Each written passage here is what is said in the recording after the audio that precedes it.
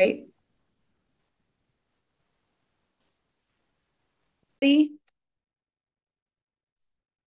Happy Monday. My name is Tricia Shimamura, and I'm the Director of Community Affairs for the Manhattan Borough President's Office. If you're here, I hope you're here to learn about conflicts of interest because that is the topic of the evening. In the charter, it says that one of the roles and responsibilities of the Borough President's Office is to provide trainings and support to community board members. We take this responsibility to heart and really wanted to create a series for the second year in a row that was not just for community board members, but really for anybody in Manhattan who was interested in expanding their knowledge of civic engagement skills, learning more about how to run effective boards or nonprofits, how to effectively advocate, how to de-escalate situations that aren't helping anybody get towards their goals of serving their communities. And we came up with this leadership training series, which is happening right now. We have trainings all week long. Most of them, are, like tonight's, will be around an hour long. The vast majority of them are on Zoom. So I really hope that you take the time to sign up for additional trainings. Tomorrow we've got another one from 12 to 1, and in the evening from 5:30 to 6:30. I want to give a special plug for a very special in-person training that we're going to do on Friday, the 17th at 12 o'clock. That's going to be an emergency preparedness training in partnership with the New York State Emergency Preparedness Office, Office of Emergency Management, I believe, and John Jay College. If you go to this 1 hour training, it's great. You get to walk away not only with a better understanding of how to be prepared for a natural disaster in our city, but you also get a really great fully stocked go bag with a first aid kit and a bunch of other stuff that can help you out in an emergency situation. So I hope that you take a look at our website. You can sign up for more trainings. I'll ask one of the other members of my team to put the information into the chat so you can click on it and attend. In the meantime, I want to just do a little bit of an introduction. This evening's discussion is on conflicts of interest. This is probably the topic that we host the most number of trainings on, and it's because we take it very seriously. The Conflicts of Interest Board is really our number one kind of resource when it comes to helping you decide when and how to operate, whether you're serving on a community board or a CEC or any other kind of public, local public service kind of board, be it voluntary or appointed in any other way. So we really appreciate that you're here. This is one of the few trainings that you actually get extra credit and credit for coming if you are a community board member. That's how seriously we take this. We hold the expectation that all board members complete a conflicts of interest training every year. And so I'm going to ask my one of my team members to just do a quick kind of check on those who are here this evening, because we want to give you credit for it. And we really appreciate you taking this as seriously as we do. A few other things. I would be remiss if I did not thank the folks who helped put this together, specifically members of my team. Porfirio Figueroa, Eric Cuello, Don Billings are the three of a really impressive team overall, but those three have been taking a lead at putting together a really thoughtful series for you all. So I want to thank them. And I want to make sure that at least Porfirio and Eric, if you can please put your contact information in the chat. That way, if you have any other questions, you can always reach out to us, and we're happy to find the answers for you. I will say that if for whatever reason you have to leave early, if you're like me and one of your children gave you strep and you all of a sudden need to go deal with an emergency situation, we get it. Things happen. So we are recording. You will see the little box in the left-hand corner of your screen. All of these recordings are going to be available to you online through our YouTube account, and that's going to happen at the end of the week. So we hope that you stay. We hope that you ask questions through the Q&A feature at the bottom of your screen. We hope that you enjoy Alex Kipp, who is by far, we took an informal poll, and by far Alex wins for being one of the best presenters we've ever had. He makes conflicts of interest very fun and interesting, and no offense to conflicts of interest, I'm sure many people feel very fun and interesting, but but I think you really will enjoy the conversation tonight. And again, I'm just going to make a plug. Not only do we expect you to complete a conflicts of interest training, but we also expect you to complete an EEO training, which will happen later on this week. In early December, we're going to provide an combating implicit bias training, which is that third piece of the pie that we really encourage every member to take on a yearly basis. And if you haven't gotten tired of us after those 3 trainings, we have a really great group of other conversations and trainings to do to go through this week. We had a really wonderful one on parliamentary procedure, which if you weren't with us this morning, then I recommend that you take a look at on YouTube. And then again, just one more plug for that in-person event at John Jay College, 12 o'clock, November 17th. We would love to see you there. You need to register beforehand for that one, and you can do so through our website. With that, I'm going to say goodbye. Just given my waning voice, I'm going to be listening in, but will be in the background. I'll thank Eric Cuello, who's our Deputy Director for Community Affairs, to close us out here. And in the meantime, you guys are in the very capable hands of Alex Kipp. Thank you again, Alex. You're welcome. Thank you for having me. Eric or Porfirio, does anybody need to say anything before I start? No, you're welcome to go right ahead. Okay, it's all yours. Okay, thanks, friends. Okay, my friends, Manhattan Community Board members, the first thing I'm going to do is put in the chat a leaflet from the Conflict of Interest Board that covers all the stuff that we're going to talk about. You don't have to read it now, but just take down the link. It'll summarize everything that we talk about today, including our the contact information. So here's what I'm going to do. As I've done in the past, we are going to do some slides here. I'm going to talk. As soon as you have any kind of question, put it in the Q&A immediately. That way you don't forget it. We'll answer questions at the end. But like I said, don't wait to ask your question then, because then you won't remember what you were talking about. So I'm going to get going here. Let's see. Where's the pointer? There it is. Okay. And off we go. Okay. So we're going to do a little bit just on the core functions of the New York City Conflicts of Interest Board. We're going to talk about sort of the very basics of the conflict of interest law, and that is going to lead us very quickly into the particular sections of the law that are really about community board service. Now, in a sense, all of the provisions of the New York City conflict of interest law apply to you, community board members, but in practice, most of those kinds of questions don't come up. What comes up with the most frequency is, when can I vote and when can I not vote? That's the biggest thing. And then other things are sort of linked to that, which have to do like, when can I chair a committee? When can I not chair a committee? How does vote tabulation get affected by people who have conflict of interest? And we're going to go all over that stuff. And then at the end, I'll talk about the other provisions of Chapter 68 of the City Charter, which is the conflict of interest law. That's where you'd find all of this information, or all of this law, where there have been a couple of times in enforcement matters where other parts of Chapter 68 have been implicated in the misconduct of a particular community board member. And, these are cases that have come, how many community board members do we have every year? How many, and a lot. We haven't had that many community board cases over the board's, 30 years, but I'll just mention a couple so that we can learn from those examples and we don't make the same kind of accidental mistakes. So here we go.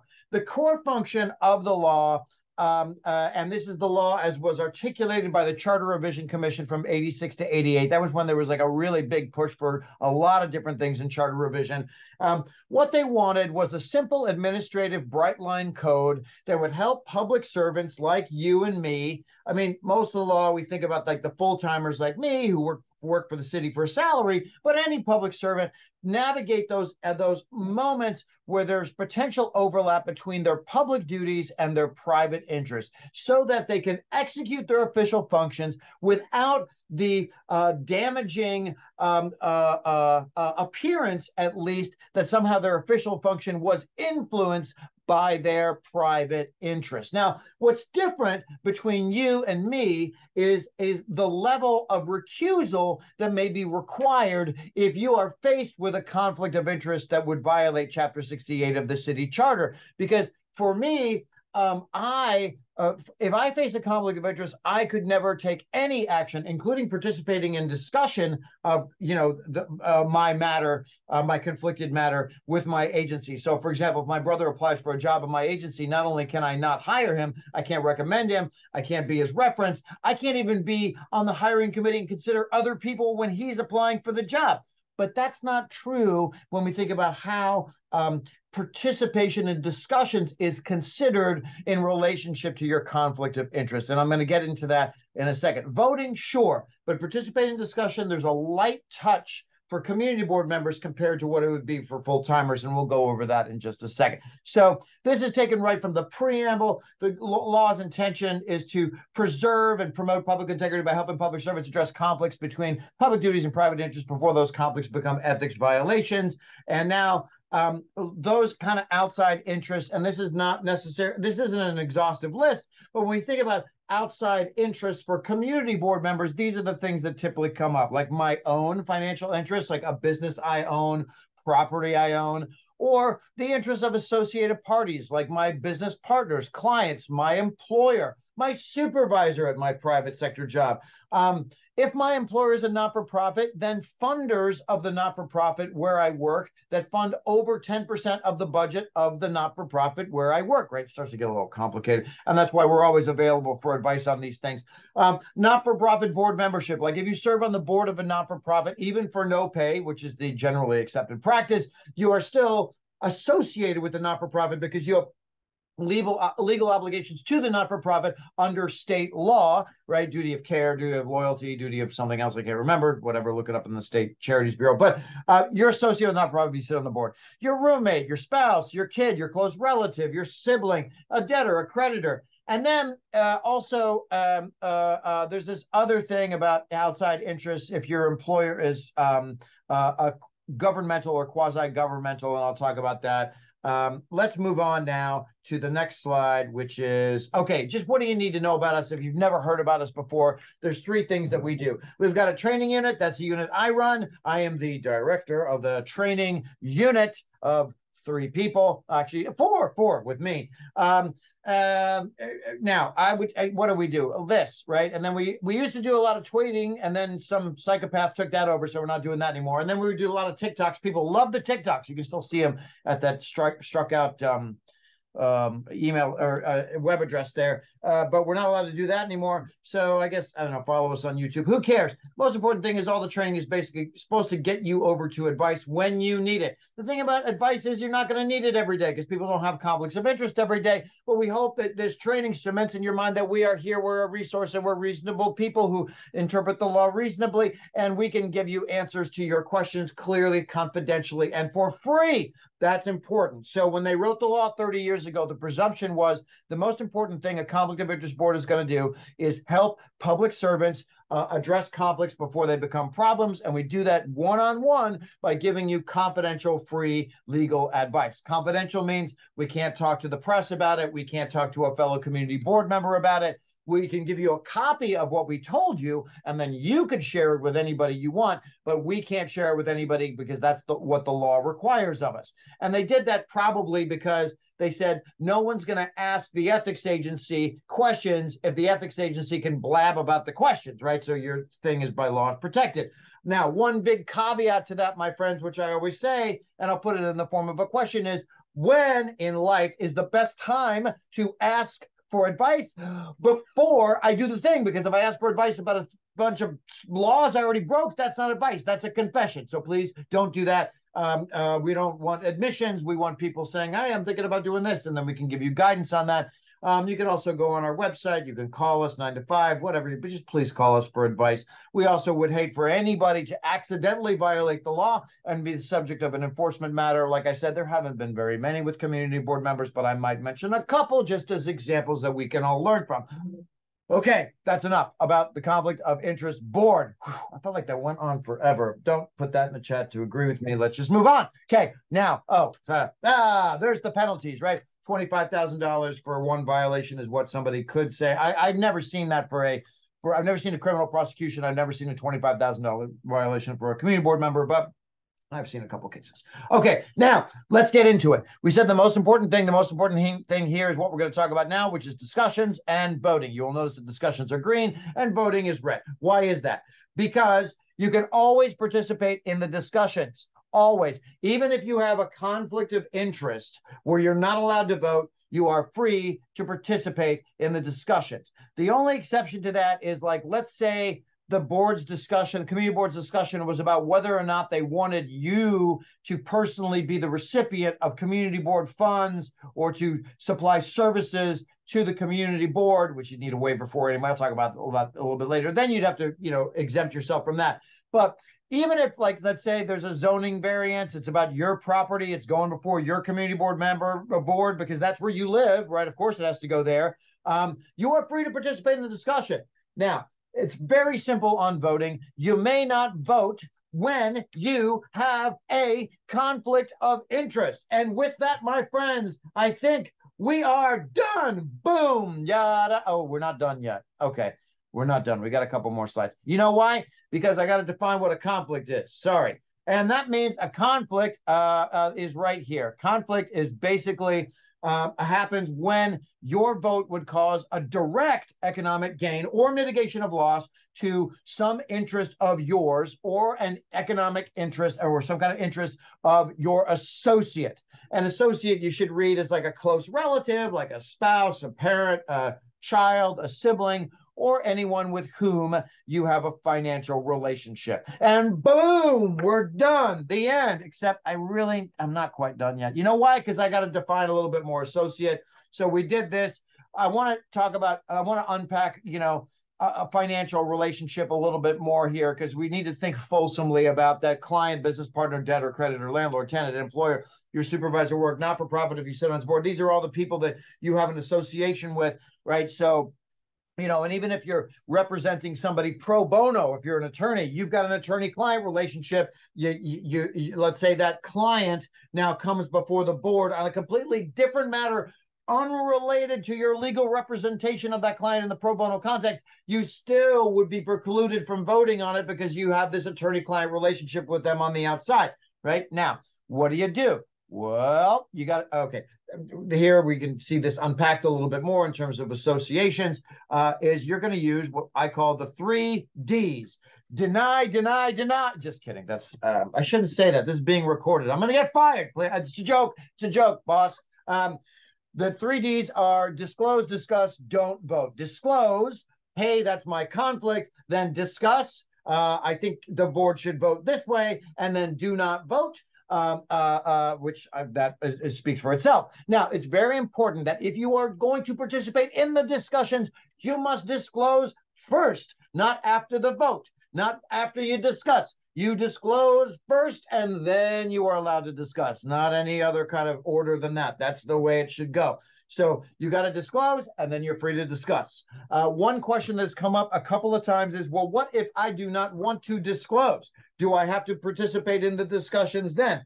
No, but remember, you also can't vote, right? So you can't discuss, you can't vote. Why? Because you didn't disclose what the conflict was.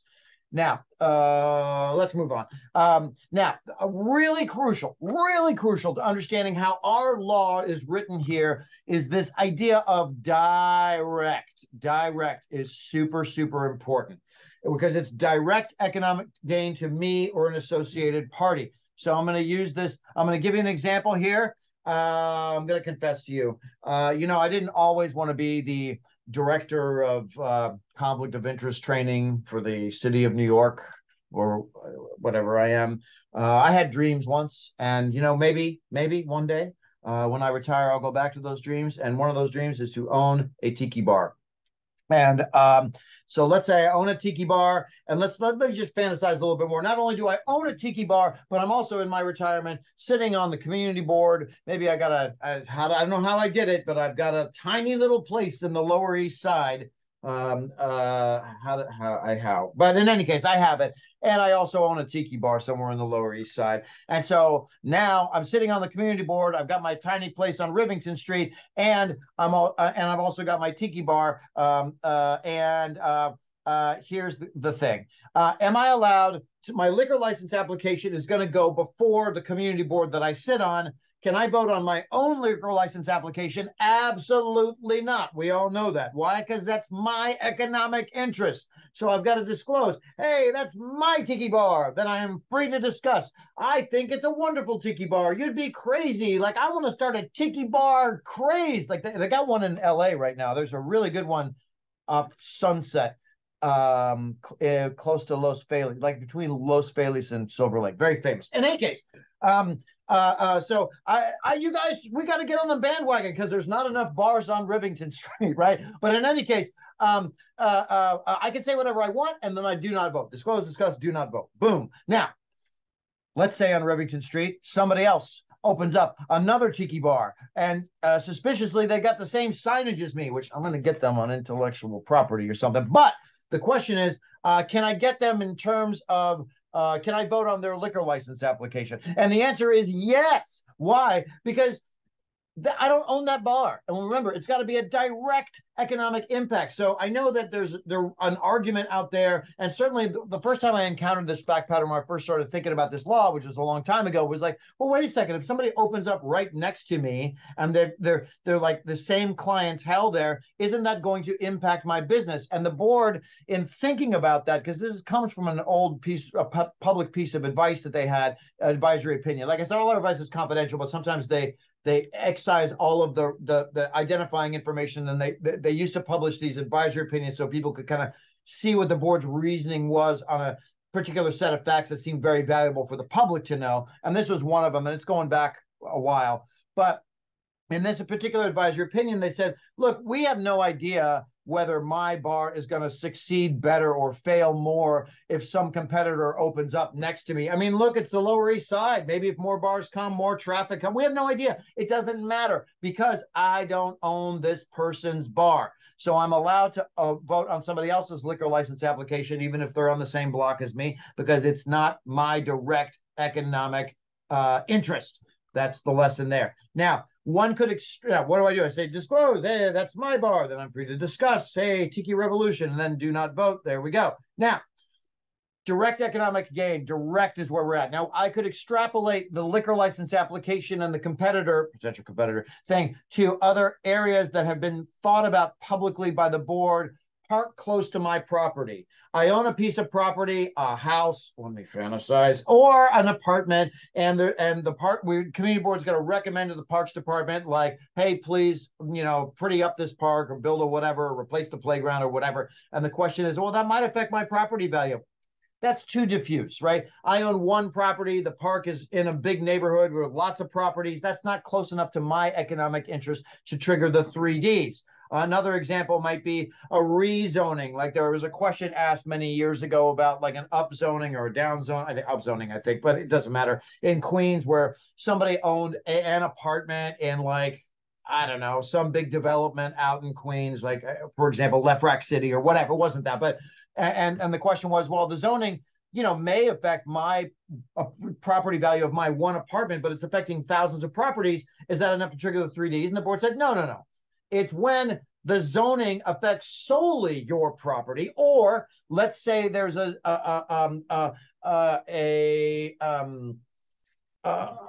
zoning variance issue. Like let's say you have a co-op in a building, and the building itself is asking for a zoning variance from the community board. That whole co-op you're associated with because you got a unit in there. And then, if the co-op is looking for that thing from the community board, you have to use the 3Ds because that's just the one building, right? But here the zoning was thousands of properties, so the answer was okay. So that gives us some guidance on the board's thinking on what's direct and where the 3Ds have to be put into effect. It's not an exhaustive thing. So if you ever just want a little peace of mind, or you want to make sure that everybody knows that you can vote on a thing, because I don't know if you know about this, but sometimes community board meetings can get a little contentious, then you can always call us proactively and say, hey, I think I can vote on this thing. Is that true? And if it is true, we can give that to you in writing. And if it isn't true, then it's good you called us because now you know. right? So let's move on. Okay, question. What about a business improvement district? And the answer to that is if you are an employee or an officer of a business improvement district, then the same rules apply. You would have to use the 3Ds: disclose, discuss, don't vote. So if something's coming, the business improvement district, something's, they've got something they want from the community board, it directly affects them. You're an employee there, you're an officer, you got to use the 3Ds: disclose, discuss, don't vote. Okay, here's another example, and this is taken from not the for-profit world, but the not-for-profit world. Let's say I'm this community board member, I'm living on Rivington Street, or maybe I'm further uptown, maybe I'm somewhere on Park Avenue. I have no idea how I got all this money, folks. You got to look into this thing, this public service guy who got a Park Avenue apartment. Separate problem, though. Look at my financial disclosures. Maybe we'll find something. In any case, so I'm living on Park Avenue, and in my retirement, I decide that I am going to sit on the board of MoMA for my design expertise, obviously. And so now I'm sitting on this board. I'm not being paid for my board service, but the same issue is going to come up. If, let's say, the community board is now voting on some, like, hey, we want the Department of Cultural Affairs to fund this program for MoMA, or we want the DOE to do this thing with the MoMA and the after school or the whatever, right? I'm going to disclose, hey, I'm on the MoMA board. I'm then free to participate in the discussions, and then I do not vote on the thing. And there you go. That's how it works. Now, one question that comes up. I pay dues to a not-for-profit organization. Am I associated with the organization then? And the answer is no, right? I know this comes up a lot because people either love bikes or they hate bikes, and everybody seems to hate transportation alternatives. Or that's not true, not everybody. Hey, I did the 5 Borough or the Century. I did both, but in any case, not in one day. But it was nice to pay the dues to the TA so I could do that ride, whatever. So just because I pay dues, I'll just use transportation alternatives because I already used it, right? Just because I pay dues to transportation alternatives, that doesn't trigger an association, right? So when someone says, hey, you love bikes, you rode the Century, which they don't even do anymore, I think you shouldn't be able to vote on that. You can say, no, I pay the dues. I love bikes, but that doesn't preclude me from voting. I'm only precluded from voting if I'm employed by Transportation Alternatives or I'm on the board of Transportation Alternatives. And that's true for any organization, not-for-profit, dues paying. I just want to say, like, if you're a dues paying member, you're not associated with them under the law to trigger a disclose, discuss, don't vote. That's the lesson here. And I'm not beating up on Transportation Alternatives. I love them. I'm also not endorsing them. I'm just want to be careful, right? We've got people of all opinions on the call. Local development corporations. Local development corporations are probably arms of government. The only question, and it's a question that you're going to have to ask, is if you are an unpaid member, like an officer of a local development corporation, would you have to use the 3Ds then? There's some debate about this.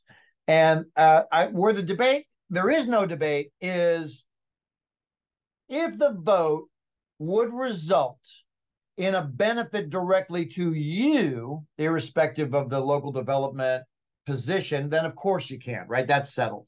But what is worth asking, I think, because I don't think it's entirely clear under the laws, if you're an unpaid member of a local development corporation, do you have to use the 3Ds then? I wouldn't do it unless you got legal advice, but I don't think that I don't think it's super clear. So I would want that question entertained through our official legal advice channels, just to make sure you did what the board's thinking was. Now let's move on to another topic, which you're still going to use the 3Ds, but the reason why is slightly different. And I'll call this conflicts of office. I'm sort of making that up a little bit as a term, but here's what it means.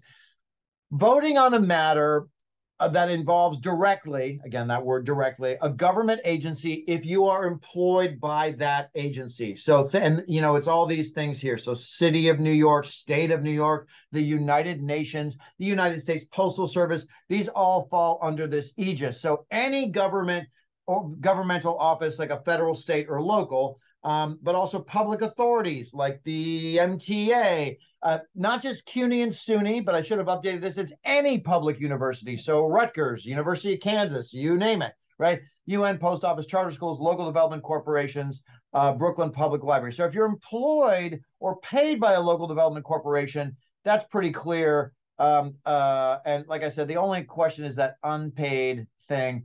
But in any case, all of these, basically, you'd use the 3Ds on. I'm going to use an example. I'll use two local examples because it comes up with the most frequency. Let's say I work for the Department of Transportation of the city of New York.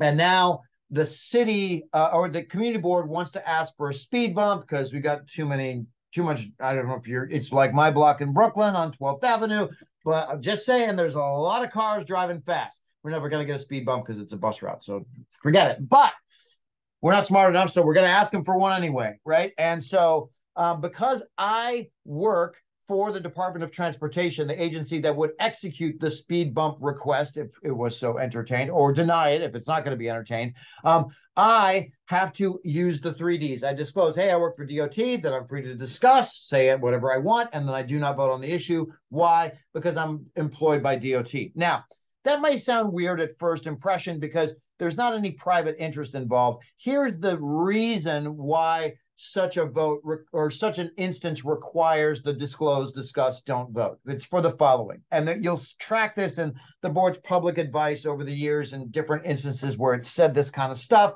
is that the votes of the community board are supposed to be unsullied by any sort of outside influence whatsoever. And there is a slight risk of at least the appearance of capture of a vote if, let's say, I'm working 40 or 50 hours a week for DOT, I'm volunteering for the community board, then I take a vote related to my agency, it may appear to the outside that the vote was indeed captured by the employing agency because they're the ones that pay me, right? And for that reason, if I have these, if I'm an employee of any of these kinds of entities, I disclose, discuss, don't vote if the thing is going to go directly back to my agency. And the other thing too, just to tack on to that, is that if DOT wants somebody to come out and explain to the community board why they're not going to get the speed bump or how to apply for it and get it or whatever, they shouldn't designate me. Why? Because I'm the community board member. Very confusing to anybody else in the world if like, hey, I'm a community board member. Hold on, I'm going to take that hat off. I'm going to leave the room. Hey, now I'm a DOT guy. I'm going to talk to you like I'm just a DOT guy. No. They sent somebody else out. Now, let me make one more example of this, which is to do with the Department of Education. And the reason why I'm going to say this is because the Department of Education is involved all over the city. And I just don't want anybody to follow down the red herring of like, oh, if I work in Staten Island, but I live in Morningside Heights, by the way, not a great commute, so sorry for you. But if you did that, it doesn't matter, right? You're a DOE school teacher, you're in a different borough. Whenever your community board votes on anything related to DOE, you're going to have to use the 3Ds, disclose, discuss, don't vote. So don't get caught up on like the geographic location of your station if you're a government employee. It's just if you're employed by them and the request is going directly back to the agency that employs by you, those are the factors that you've got to consider. Now, let's do that. So disclose, yeah, that's my agency, participation discussion. And then, okay, I just said all that. So now we're going to move on. And this is just summary, disclose, discuss, don't vote. There you go. Now, let's talk about chairing. Let's first talk about chairing the meeting. So chairs, like anybody else, could have a conflict of interest come up for the meeting. They're going to do the same thing as everybody else. They're going to disclose, they're going to discuss, they're going to don't vote.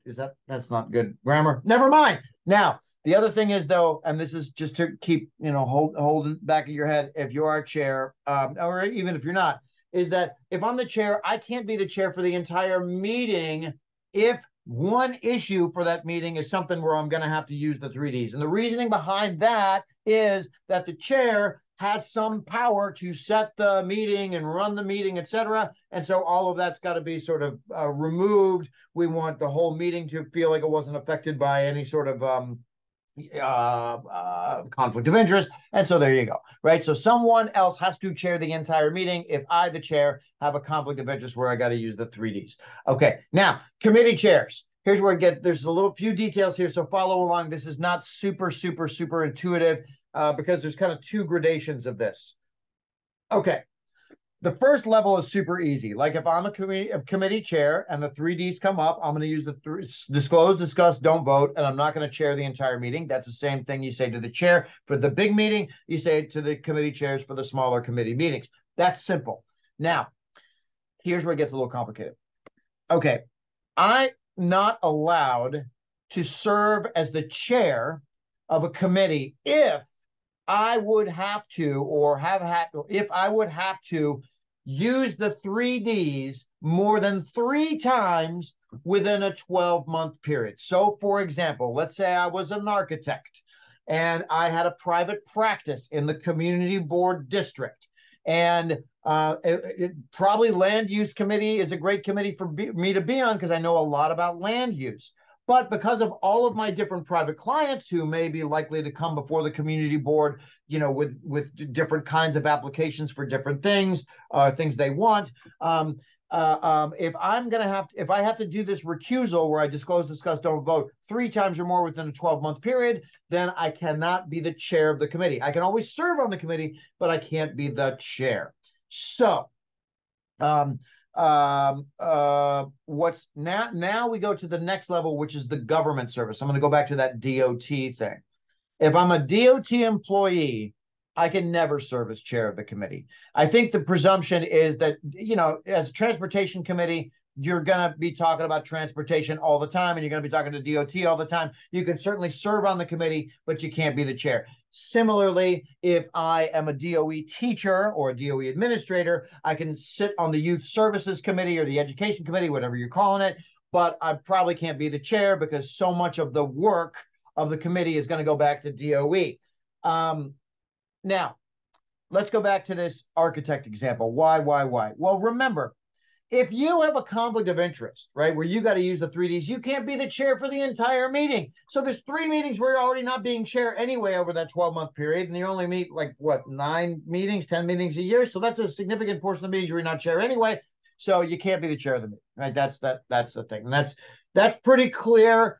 Now, for those of you who've been around for a while, you might remember, if you've stayed awake at these things I've done before, that many years before I used to talk about this thing about being, if you often have to use the 3Ds, then you can't be the chair. That was changed in a rulemaking a few years ago. And so for anybody who feels like, hey, I didn't know this, like maybe I'm over the line, I don't know, whatever, just call us for legal advice. Let's get the thing worked out. Like we're not looking for accidental enforcement cases, but we're here to advise you on these things. So talk to us in those instances. Now let's talk about vote tabulation a little bit. Let's check the time here. Okay, we're doing pretty good. Yes. Okay. Vote tabulation. Okay. Conflicts do not affect quorum. So as you know, quorum is basically when you're lucky enough to have 50% plus 1 show up, right? So 26 people show up. Hallelujah. We're doing some business tonight. Great. Now, what happens though? Quorum is there. For as long as you got the 26 people there, even if some of those people are conflicted, you don't have to worry about that. They're in the room. Quorum is maintained. But there is a vote tabulation issue. So in a quorum meeting of 26, a matter is up for discussion and vote, and 3 community board members have conflicts of interest. One of them works for a not-for-profit that's going to be affected. One of them works for a city agency that's going to be affected. One of them owns a company or works for a company that's going to be affected. I don't know, make it up, whatever. It doesn't matter. These 3 people, they've got these conflicts, right? So that means 3 people are now ineligible to vote. So before discussion, these 3 people are going to disclose their various conflicts. These 3 people are now going to participate in discussions with these other 23 people. Now, these 3 people do not vote. Quorum is maintained because 26 people are in the room, but here's what's different.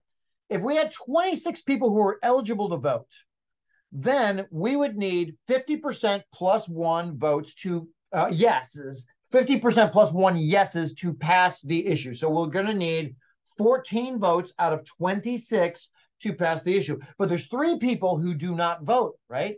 So now, with these 3 conflicts, there's only 23 eligible votes in the room.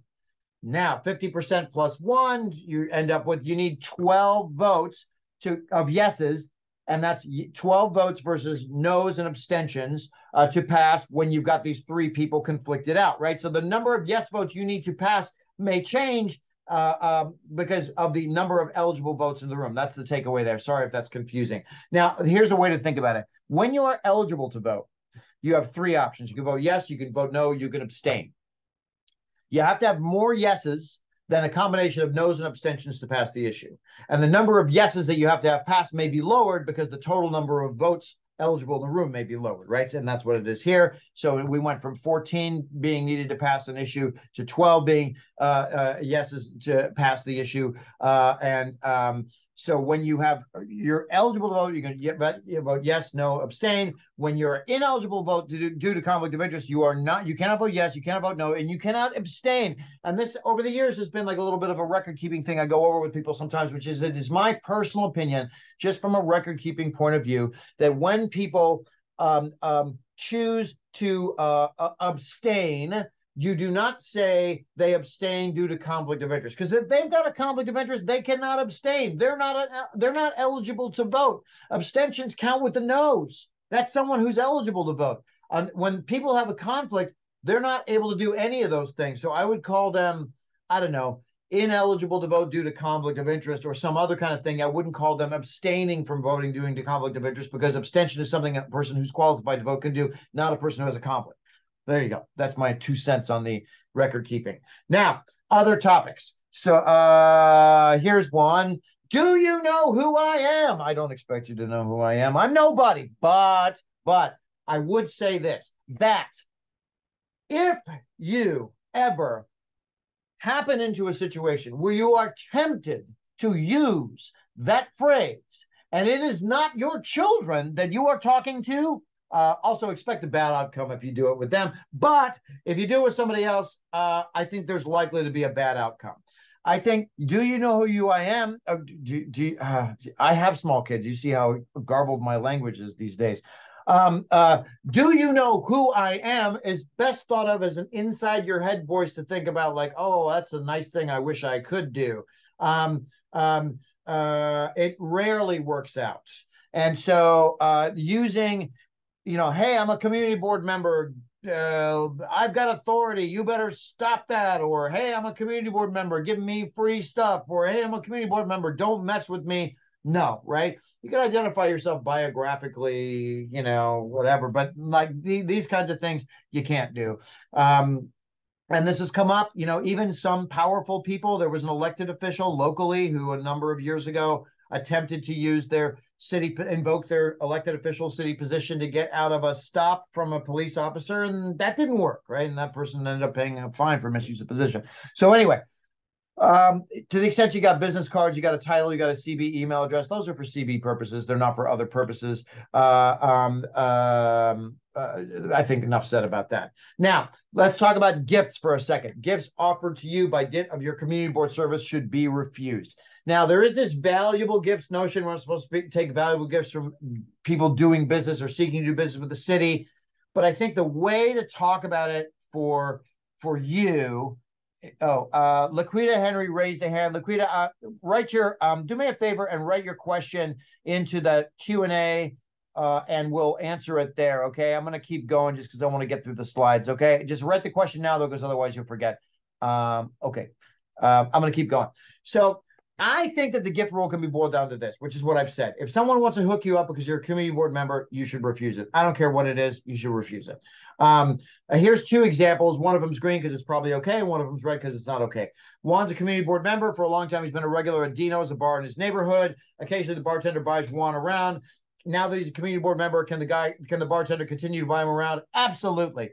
I don't know if you guys know this, but bartenders do not buy you an occasional round because they think you're special. You're not, right? They do it to anybody because they want better tips. They want you to come back in, right? That's an advertising thing they're doing, right? That's a business cost.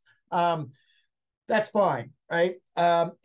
This other thing, though, is where I would be a little careful of. Well, Juan receives an invitation for a free dinner at the North Star, a new eatery in the neighborhood, seeking a new liquor license. They want him to come to a yummy fact-finding mission. That's the kind of thing that he should not accept. He can go there, he can pay for his meal, but he can't accept it. We've had a couple of gifts cases over the years. I will mention one. It was a Manhattan case where a community board member was involved in certain kinds of land use issues. And then there was a club that opened up in like 2003 called Soho House, a club I have never heard of. Apparently it's mentioned prominently in Sex and the City, a show I have never seen. But they were looking to get started in the meatpacking district, and they invited the community board member down. He went to go talk with the guy who owned or managed the club, and he brought his girlfriend with him at the time. And she at some point said, like, man, I'm really hungry. And even though he had planned to go have dinner with her somewhere else in the meatpacking district, the owner offered to buy them dinner. And he accepted. And then already there had been land use matters pending at the community board related to Soho House. And then during the dinner, the community board member also mentioned, man, I'd love to be a member of this club. And the guy gave him an application, and the community board member never paid a fee, and also got a year's worth of membership at Soho House worth about over $1,000, and never paid for it, right? Those were violations. That person was solely given that stuff because of their community board service, and the community board member agreed with that in the official disposition, which is public and you can read. I'm not going to mention whose it was. You can look it up on our website if you want to dig. But in any case, now let's not beat up on Manhattan too much. I've seen other silly cases. There was a hotelier, if I can even call it that. Didn't really sound like I'm the Wyndham, right? But there was a hotel owner group that wanted to set up a hotel close to the airport, somewhere around the Rockaways, I don't know. They had some land issues before the community board out there. And then at a site visit, the conversation drifted towards mattresses. And lo and behold, next thing you know, a community board member and a district manager, they accept these deliveries of free mattresses from the hotel, which is wrong on a lot of grounds. Like it's a violation. But first, don't accept gifts of mattresses from hotel. What are you doing? What are you doing? But in any case, there was a violation, right? And these are not huge fines, right? 3,200 in the Manhattan case, about 1,000 in the Queens case, but they're illustrative of the gifts sort of paradigm for community board members. Okay, let's move on. Okay, we previewed this topic a little bit when we were talking about how when you're a community board member, you're always a community board member. Don't sully the waters by having a different role. So, for example, if you work for an architecture firm or an engineering firm or an accounting firm or a law firm, and you've got a client, and the client now has a matter before the community board, you can't be their representative, because at the meeting, you are always the community board member. And if your client wants to still use your firm and you're part owner of that firm, you're a partner at that firm, you've got to get a waiver from the Conflict of Interest Board in order for that to happen, just for your firm to represent that client. So, for example, you've got a client, you represent them on their whatever, you're doing their will, right? You're doing their will. Now, subsequent to that, they've got a zoning issue, and so they retain somebody else at your firm, but it's your firm, and they're going to talk to the community board. You need a waiver in order for that to happen, for your firm to do that. And then, of course, you have to use the 3 Ds: disclose, discuss, don't vote. That's exactly what this slide means. Let's move on. Sally's a CB member, is also partner in a law firm. Her firm wishes to represent the client on a zoning matter before Sally's CB. She's going to have to get a waiver. So she's going to get waivers like this are fairly common. They just require a firewall between any sort of, any action you would take on the matter. Probably in both locations, right, at the firm and also on the community board. You would be able to participate in this discussions, though, because as we've emphasized. So waivers are pretty easy to get, I think, in that context, as long as there's a reasonable way to firewall everything. Now, other stuff. Community board staff, you can't have a financial relationship with them. Why? Because the conflicts of interest law says that there's no financial relationship between any superior and subordinate in city government. So, like, we've had these cases before, the boss hits the subordinate up for a loan, or like going back many years, there was this, hard-charging reformer and HRA that Giuliani brought on from Wisconsin, and he came in and he was hard-charging so much that he rented an apartment from his deputy that he brought with him from Wisconsin. He rented an apartment from him, and that was a big violation. In any case, you can't be in a financial relationship with community board staff because those people technically work for you, right? So not with the DMs, not with the staff that serves the DM. No political solicitation either. Generally, I think, you know, you're allowed to be involved in campaigns, but don't bring it into the CB meetings. Don't ever use CB resources to copy flyers, and don't solicit the CB staff to go volunteer or how to vote or for funds or anything. And the last thing is close relatives of community board members can't serve as community board staff. Why? Because technically, because you're their superiors, you can't supervise your relative. That's a misuse of position. Right? Okay, so now here's a relatively new thing. We're almost to the end, folks. I know we're all like struggling to stay awake here, but just we're getting there. We're getting there. So in the last few years, there have been moments where community boards actually got some monies where they weren't asking the agencies to fund programs, but they were actually funding programs for themselves. I don't know if this still happens, but to the extent that it does happen, we should remember this, that if you as a community board member wanted to provide pro bono services to, like as their attorney to the community board, or that's an attorney-client relationship, or if you had like a business and the community board thought you were a perfect supplier for the block party, or you're whatever, that needs a waiver from the conflict of interest board. And those waivers are going to have a lot of scrutiny thrown at them because it's a very difficult argument to make that the city absolutely needs the community board member to be the supplier. Why? Because we're up to our necks in lawyers in New York, right? We're up to our necks in places that could supply for the block party. Like, look, if I am from Manhattan, Kansas, right? And maybe there is only one grocery store in town and it's your brother's and they're going to supply for the block party. But that's not here, right? So the argument that would have to be made to the board is that this is such a win and there's nowhere else to turn to, that it has to be the community board member who is the supplier of the services in this case. And I'm not saying that never happens, but it's a harder threshold than say, hey, my firm wants to represent this client, I'm going to recuse myself, right? So waivers are rare in this instance. Okay, so waivers, seeking to do business with the community board, you can try for the waiver. There's no harm in trying. It's free to apply. Probably not going to get it, but, you know, I don't know. These facts are always different. But if your community board member, you know, if your firm wants to represent a client before the CB, that's probably more likely in the waiver context. Okay, that's our telephone number. It's also on the handout. I put it in the chat. Okay. Now, one thing that we haven't talked about and we should talk about is you're not allowed, if you are seeking a position with a firm, you're not allowed to take any action related to the firm that directly impacts the firm. Or the other way to think about it is that you can't interview with a firm if currently you are taking an official action. Both are true, right? So let's say that we've got Veronica. She's a professor of bad grammar there and professor of architecture, is a CB member on the zoning committee. Columbia University currently has a matter for vote before the zoning committee, you know, uptown. Veronica would like to apply for a tenure track position at Columbia School of Architecture.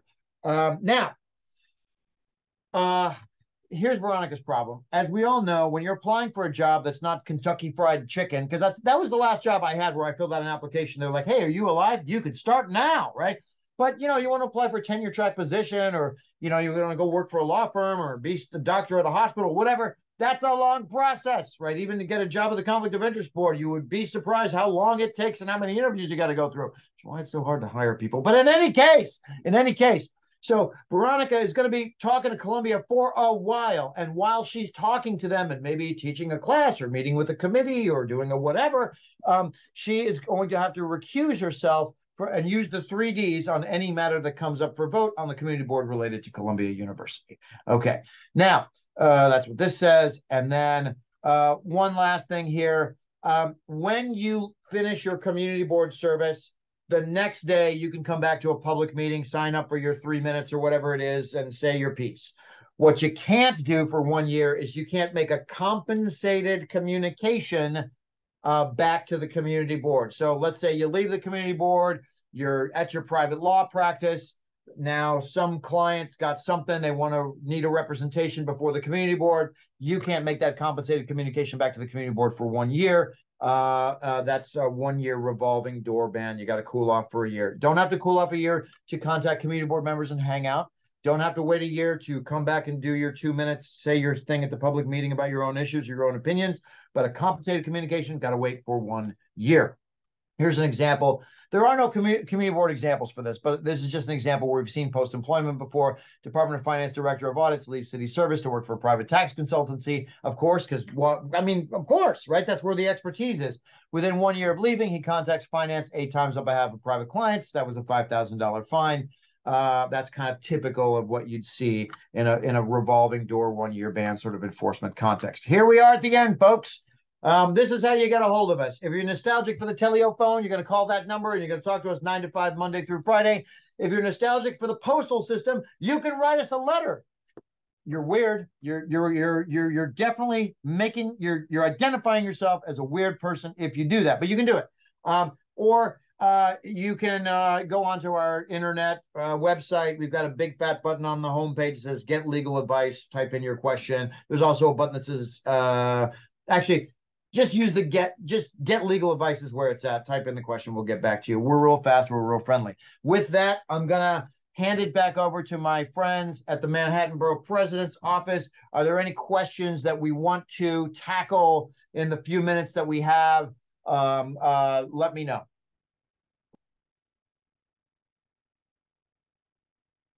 Everyone's fallen asleep. No, we're here. Okay. Eric, are you going to read the questions or would you like me to? Hey, you can go ahead, Porfirio. Thank you. Go ahead, Porfirio. All right. So I think you've kind of answered some of these in various ways, but I'm going to give it a shot.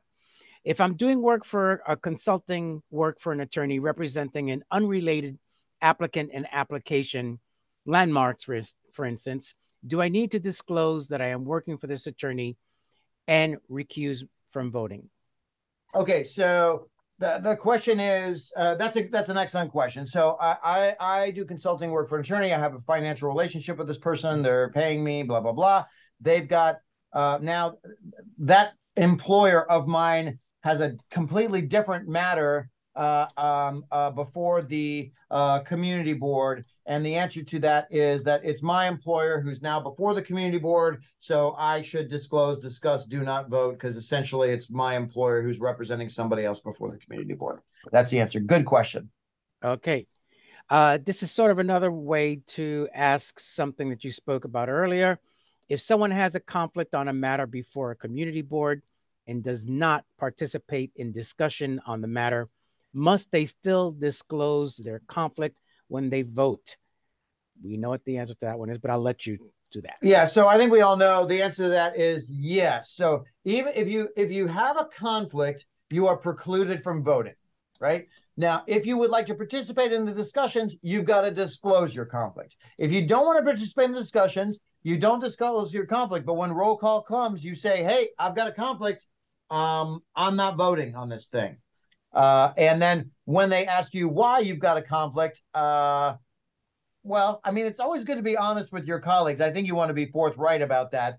But you haven't participated in the discussions. And the question would be like, how much granular detail do you have to give about the conflict? And the answer to that is I actually do not know. What I've been told is that you don't have to disclose the conflict if you're not going to participate in the discussions, but you do have to say at the end, I'm not voting due to conflict of interest. You don't have to disclose what it is, but you got to say, I'm not voting due to conflict of interest. That's what I've been told. Okay, great. Next one. Just to be clear on the breadth of when to use the 3 Ds, if I am an employee or board member of a nonprofit, say the nonprofit advocates for affordable housing, could I vote on a landmarking or land use issue if the view of the nonprofit is to advocate for that housing first? Could I vote against landmarking?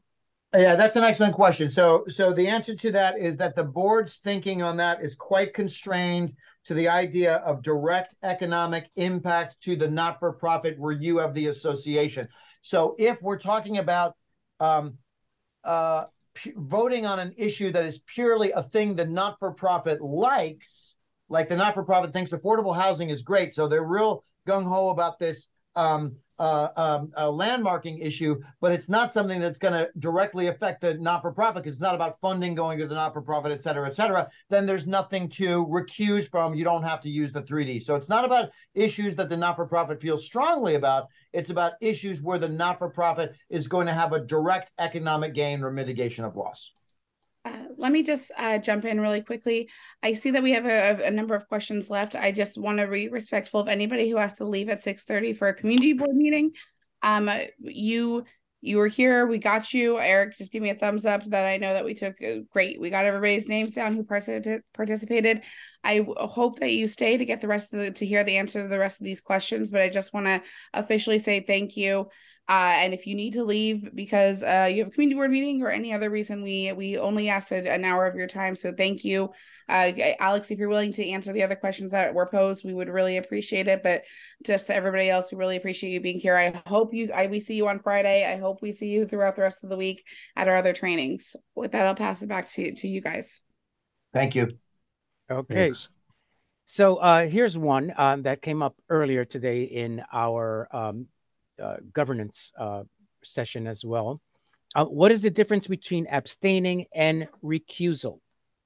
Yeah. Okay, great. So abstaining again is, and I just to review, because this is a really important concept. Abstaining is when you are entitled to vote and you don't want to vote no, right? Essentially, you're not voting yes. So you're going to vote, you're putting your vote in that pool of no's, except you're not saying no, you're saying abstain. Recusal is where you're not allowed to vote yes, no, or abstain. And because you are now not in the pool of eligible voters, the pool is now reduced. And that means the number of yeses you need to win the vote are going to go down. That's how I would. Abstaining does not require you to disclose or discuss anything because you're entitled to vote, whereas recusal or refraining ineligibility to vote is you got to disclose, discuss, don't vote. That's the way to do it. All right. This one's almost in the line of enforcement, but what happens if you know someone is voting that should be using the 3Ds? Okay. I think in the spirit of congeniality and also to help our board members to get us all to the house on the hill that we all want to live in, and it's all got room for us, so we're not going to be roommates arguing. I think that we would be doing our fellow community board members a service to say, hey, I've taken a training. Are you sure you should be voting on that? Maybe you should call the Conflict of Interest Board for legal advice or look at this publication or whatever. And we hope that that person then comes to a realization that some circumspection should be applied. Now, what I should say is that just because I think someone's got a conflict doesn't necessarily mean that the law does, right? So I would hope that that community board member would reach out to us and get clarity on that issue. And then moving forward, we understand. Now, on the other side of it, we do take allegations in the form of confidential complaints all the time, allegations of people violating the law. As you can imagine, not every allegation turns out to be borne out by the facts in the investigation, but you know, what the city says is that if you see something, say something. So that's there too. But, you know, I would hope that we can handle all of these things as prospective advice matters before there's any question of there being any enforcement. All right. Here's another version of a similar question. In voting, our board has members state present or not entitled. Makes sense to me, because that way we know they're not entitled to vote, so they're not going to vote yes, no, or abstain. So that record keeping makes a lot of sense to me. Thank you, Laquita. That's a great idea. All right. Here's another interesting one. Should a community board member vote as per the desire or discretion of the New York City Council member who appointed the individual to the community board, or that of any elected office holder? Would this be a conflict of interest? Okay. Now, I want to be very careful about this answer. You, as the community board member, are charged with voting in the way that you see fit. And are there times when the person who appointed you, they kind of know who you are? And it wouldn't be surprising maybe to somebody on the outside that your values at least somewhat lined up with the person who appointed you, and even in the exercise of your independent discretion, the result might be that you voted in a way that's similar to the way that the elected official appointed you would also vote. But if it's not a violation to do that, right? And it's also not a violation of anything to vote your conscience and vote exactly the other way, right? Like you could be voting your conscience either way, is what I'm saying. Your votes are supposed to be how you, member of the community who have all the wisdom and the ears on the ground, feel like the outcome should be. The elected official appointed you, they also have opinions, and sometimes your opinions match up, and maybe sometimes they don't. But those are supposed to be two independent things, you know? Terrific. I'm going to hand this one over to Eric after this. Yeah, no, I was just going to say thank you. You've covered all of it. Always appreciate your presentation every time. Like Trisha said, you're the winner of our informal poll. So just thank you again so much. Want to thank everybody for attending. Again, appreciate you staying for past the hour, but thank you all again. And thank you, Alex. Thanks, everybody. Thanks for being here. Have a great night, everyone. See you next time. Be well. You too.